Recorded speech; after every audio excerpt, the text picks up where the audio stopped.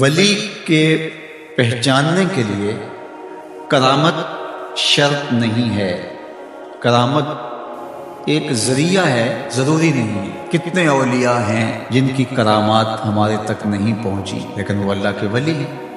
سب سے بڑے ولی اس امت کے صحابہ تھے، ان میں سے کتنے کی کرامات ہمارے پاس پہنچی ہیں لیکن ہم انہیں اللہ کا ولی مانتے ہیں۔ تو یہ کوئی شرط نہیں ہے، شرط ایمان اور تقوی ہے، اور باقی احادیث میں مختلف ان کی علامتیں بتائی گئی۔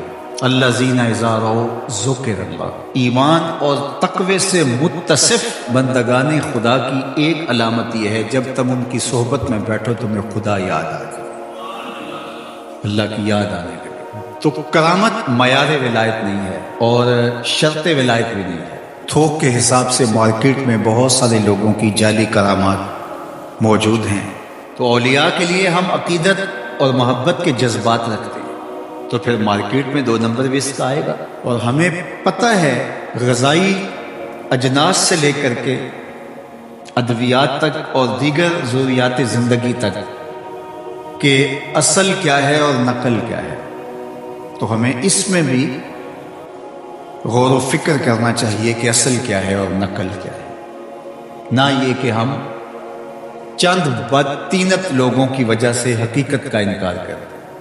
تو آج بھی کچھ لوگ ہیں جو کہتے ہیں جی چھوڑو ہم نہیں مانتے کرامتوں شرامتوں کو، اس طرح کے لفظ بولتے ہیں، جبکہ کرامت کا من حیث الکرامت انکار کفر ہے۔ اگر کوئی کہے میں کرامت کو ہی نہیں مانتا تو یہ کفر ہے۔ وہ کرامتیں جن کا بیان قرآن مجید میں موجود ہے، جس طرح آصف بن برخیہ کا تخت بلقیس لانا، حضرت مریم سلام اللہ علیہا کے حجرے میں بے موسم پھلوں کا آنا، اصحاب کہف کا 300 سے زائد سال کا عرصہ سوئے رہنا کھائے پیے بغیر، اور رب ان کی کروٹیں بھی بدلتا رہا، یہ قرآن میں مذکور ہے۔ تو اس کا انکار بھی کفر ہے، قرآن کا انکار لازم آتا ہے۔ اگر کسی کرامت کا بیان حدیث متواتر میں ہو تو اس کا انکار بھی کفر ہے، لیکن ایسی کوئی کرامت نہیں جس کا ذکر حدیث متواتر میں ہو۔ البتہ احادیث مشہورہ اور احادیث احاد میں کرامات کا بیان موجود ہے، تو ان کا انکار بھی گمراہی ہے۔ جس طرح وہ 3 لوگ جو غار میں پھنس گئے تھے، انہوں نے پھر دعائیں کی اور پتھر ہٹا۔ جریج کا واقعہ موجود ہے، صحابہ کی کرامات موجود ہیں، حضرت عمر کے رکے سے دریائے نیل کا چلنا، اس طرح جو مسلمہ بزرگ ہیں ان کی کرامات کا انکار کرنا محرومی ہے۔ لیکن یہ بات بھی ذہن میں رکھیں کہ کرامت اللہ کی طرف سے بندے کو دی جانے والی ایک عزت ہے، لیکن ولی کی زندگی کا مقصود رضائے الہی کی طلب ہے، کرامتوں کی طلب نہیں۔ لیکن عمومی طور پہ ہمارے اسٹیجوں کے اوپر اولیاء کے حوالے سے جو بات کی جاتی ہے، بس آپ سننے کے لیے بیٹھے ہیں اور خطیب صاحب نے کان پہ ہاتھ دھرا اور 2-4 کرامتیں سنائی اور چلے گئے، معیار بتایا ہی نہ، جس کے نتیجے کے اندر بہت سارے عوام اس سے غافل ہوتے ہیں۔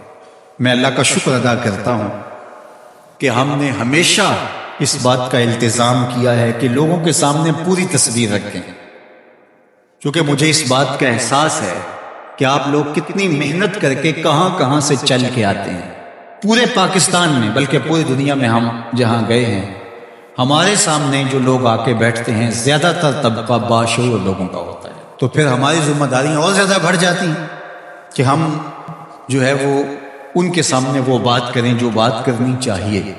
اس منبر سے آپ کو وہ چیز نہیں ملے گی جو عوام کی ڈیمانڈ ہوگی، وہ چیز ملے گی جو عوام کی حقیقی ضرورت ہوگی۔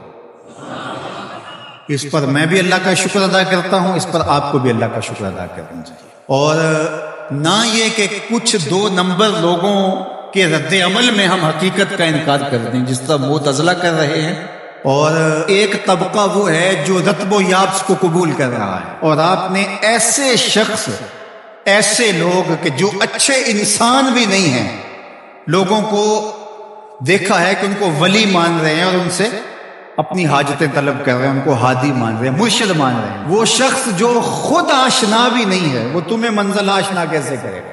میں کتنے لوگوں کو جانتا ہوں جن کو فہم دین ہی میسر نہیں. یہ میں ان لوگوں کی بات نہیں کر رہا جو منہ دراز ہیں اور بالکل ننگ دڑنگ ہیں، ان کی بات نہیں کر رہا.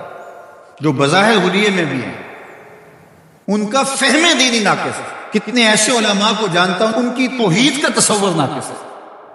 تو یہ بدبختی ہوتی ہے. اب وہ کیا کسی کی رہنمائی کریں گے؟ جو خود ڈوب رہے ہیں وہ کسی کا ہاتھ کیسے پکڑے گا؟ لیکن عوام ظاہر ہے ان کے گرد آئے، ان کا کاروبار چمک رہا ہے، اور کرامتیں ہیں کہ تھوک کے حساب سے بنتی ہیں، اور پھر اس کی مارکیٹنگ کرنے والے بھی ہوتے ہیں، اور پھر اسی بنیاد پر ہی جو ہے وہ ان کا سارا سلسلہ چلتا ہے. اللہ کے ولی یہ نہیں چاہتے کہ ہماری کرامات ظاہر ہوں اور لوگ ہماری طرف لپکیں ہماری کرامت کی وجہ سے. یہ نہیں. الکرامات حیض الرجال، جس طرح عورتیں ایام مخصوصہ کو چھپاتی ہیں، اللہ کے ولی بھی چھپاتے ہیں. وہ نہیں چاہتے کہ ہم اس حوالے سے جو ہے وہ پہچانے جائیں.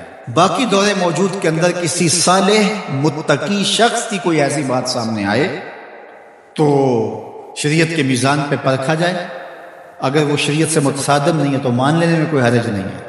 لیکن اگر کسی کی سمجھ میں نہیں بھی آتا تو فرق نہیں پڑتا. لیکن کسی ولی سے کوئی دشمنی نہ رکھے. جو کسی ولی سے دشمنی رکھے تو اللہ فرماتا اس کا میرے ساتھ اعلان جنگ ہے، تو وہ پھر شخص محروم کر دیا جاتا ہے.